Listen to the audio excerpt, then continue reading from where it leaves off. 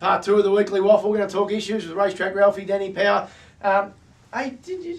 They raced in Sydney last Saturday. They did. Yeah, there was 4 Group 1s. At Randwick. Royal Randwick. Hey, there's a new grandstand there. They should mention that in the Sydney beating. Yeah. And it's fantastic. Doing a great job. Theatre of the Horse. Theatre of the Horse out the back, and the horses can walk, and there's a new grandstand. It's fantastic. The 4 Group 1s. Before we talk about what happened in the mounting yard, it's a done deal with your camp, Dan.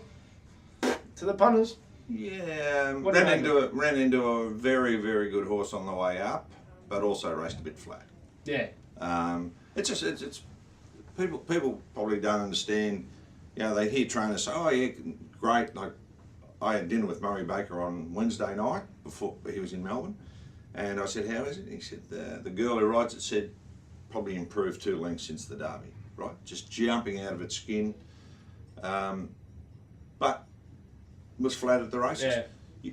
Because you train a thoroughbred totally off the boil, they never hit top pace in their gallop, in their work. Yeah. Sometimes you just don't know that when the pressure goes on, what's there and what's not. That horse gave the impression he was jumping out of his skin, that he was fitting well. He wasn't. Unlike the harness where big fat blokes just give them a real good rev up. In harness racing, they basically work 1.5 miles in 3 minutes, you know, which is race speed. Yeah. On a Tuesday before a race, and they know whether the horse is fitting well. In thoroughbreds, that's why they're always taking bloods on the Friday, because they really don't know until they have a look at the blood. And Murray's not one of those blokes that lives on the bloods and things like that. He just felt that the horse was right. He didn't run badly. He just was a little bit flat. And I think you'll look at the history of this horse, and I think you'll find in the spring, by the time he got to Melbourne, even though they felt he was fitting well and going well, he was flat. He was flat at the Valley. He was a little bit flat in the Derby. I think he might be a fresh horse. I reckon he's 3 runs a prep for max. Reliable man, super, which is the bleeding obvious. But the other thing is, obviously I live and breathe Melbourne or Victorian form and not Sydney form. Is the Queen Elizabeth the equivalent of the McKinnon? And often the McKinnon, it's a graveyard for Cox Plate favourites. No, it's different because the McKinnon's McKinnon is a week after the Cox Plate, so it doesn't have the same impact as the Cox Plate. It's also half full of horses running in the Cup. It's a funny race, the McKinnon. It's its own race. A lot of Cox Plate winners get beaten in the McKinnon because they've peaked the week before. Oh yeah, but I don't know whether that's the case in. I think Queen Elizabeth. A lot of odds on has got beaten in it. Yeah, but it's 2,000 round Randwick. I think.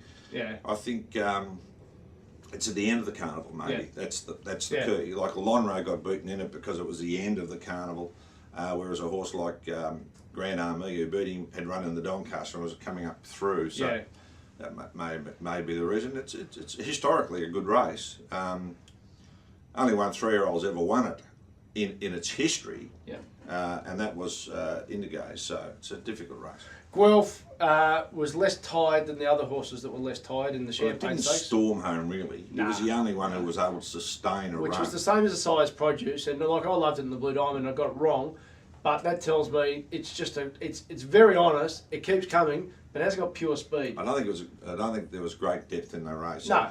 Like there was a lot of wowing about Drago's run by Richie, who was wowing, banging all day. But the fact was. Something had to get home off that pace, and he actually was a half a length in front of the winner at the 250. So he was a nice run, and he's a nice horse, but I wouldn't trust the form. You've just reminded me. It'd just be good to ask a few jockeys and trainers at Warrnambool if they were staying the night and having a bit too much to drink and going out late. You're going out the night for a drink? No, I'm riding tomorrow. Come on, come for a drink. You come out, the whole crowd's getting behind it. Oh, that'd be something they should ask. The Sydney Cup, well done to Moraine, winning the. I think it's the only Group 1 for jumpers in the country. Poor old Sydney Cup. I've got a gut feeling it may improve the Sydney Cup. I've got a gut feeling there's a little movement going on. Well, I keep on bringing imports in for the Melbourne Cup. They're not all going to make it, so the depth should improve. I don't think Moraine's a bad horse. She ran 7th at the Melbourne Cup. That's probably solid Sydney Cup form. We just forgot about it. We got Collini. Yeah, we got caught up with. I don't think he was managed very well, Collini. Why they ran him the week before with 60 kilos on a heavy track, I don't know. When his grand final was that race, I don't know. But I think Moraine's a really good horse. He was very well trained for it, and Look at his record. He's only won 2 or 23 starts in Australia. Yeah. But before he came here, he ran second to see the Stars that some people say is the best horse of all time, beaten a half length as a 2-year-old. He ran third in the Irish Derby, fifth in the St Leger. Then Lloyd bought him. Unfortunately, he's been honest without. He's like to kill a punch. He's a grinder. He's a grinder, and he's won the race because he was beautifully ridden and well trained. One of the things I've picked up from the Punters Show boys, puntershow.com.au, and have a look at it for their take on the gay Singo thing, because they actually know people there as opposed to blowhards who just waffle on about it. But SP profile, starting price profile. Look at what the starting price of a horse was in a big race. You said about the Melbourne Cup, and it was 7th. Now, there was only a length between it and Collini in the Melbourne Cup. Moraine was 25 to 1, Collini was 20 to 1. There was a turn of the board between in the grand final race. Come the Sydney Cup, one's 12s, one's 7 to 4. Too far apart. Too far apart. On that. So sometimes use the market intelligence that provides for you. But the best race was the all-age stakes. All too really hard. Nice. So you poo-pooed my Rain Affair suggestion on Thursday. Didn't win. Right again. Doesn't it show you when a horse is back in the zone, just treat a horse like a new horse, because it was nowhere for the key was the rider. Super, yeah. And rated it beautifully. Yeah.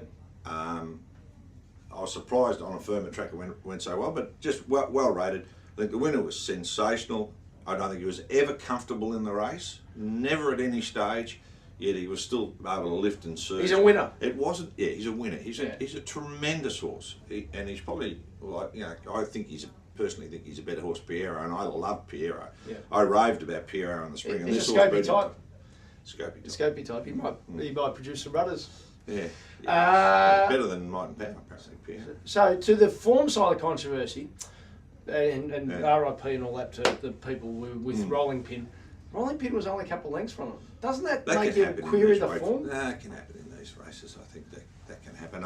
I don't think the race was a high. I see they've rated at 122. I don't know what that means, but I don't think it was a high rating race. Yeah. I think it was just a great performance in difficult circumstances. It shouldn't be a high rating race. More Joyous ran 8 lengths below her best. Probably the winner was below his best. First up for 2 months, running around, not comfortable around the track. He's not a genuine Group 1 horse. The second horse. What about Epaulet? Well, he's a non-winner. Here's the thing. Epaulet, they were just... Now, Rain Affair set up the tempo in, what was the name of the race? The TJ Smith race. Flew ridiculously fast. Vince Accardi's thing said 8 lengths quicker than the benchmark from the start to the 800. So something has to get home. It's over 400. Something's got to get home. And Rain Affair then produced on the day Epaulet was running past tired horses first up. Sometimes these colts look good running past tired horses, and when something goes with them, and that's why the colt All Too Hard such a good colt. He came out to go, and Epaulet actually went with him and probably slightly better than him for 100 metres, and then All Too Hard just surge.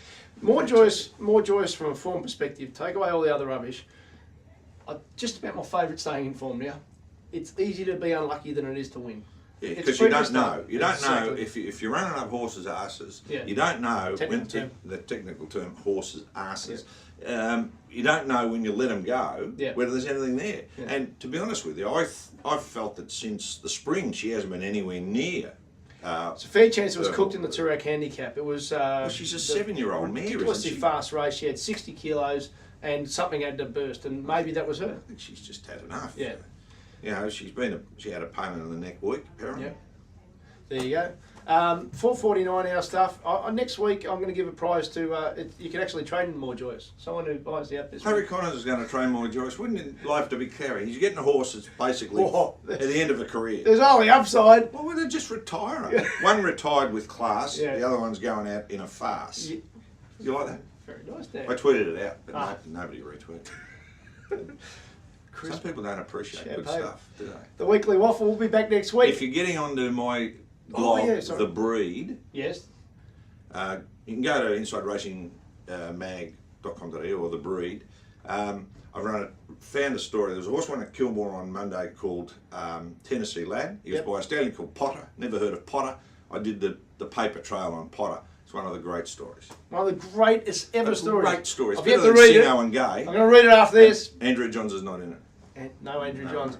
$4.49 for Flemington Form. Good luck, punters, whichever way you go. This has been the Weekly Waffle. He's been Danny, and I'm still Ralphie.